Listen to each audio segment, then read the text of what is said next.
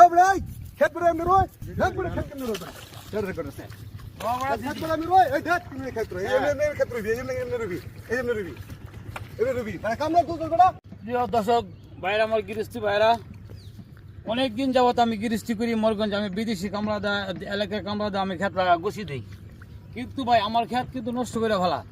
আমার আলি আছে 1 ছুটি 2 ছুটি করে গুছি দেয়।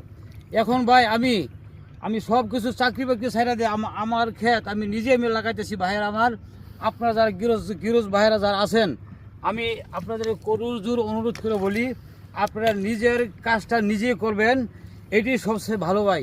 আমি নিজে বসে ক্ষেত লাগাই দিচ্ছি ভাই। আমার প্রতি বিঘাতে মনে 30 মুন করে ধান হয়। আর কামলা দা আমি ক্ষেত লাগাইলে আমার ধান মতো 15 মুন 12 মুন।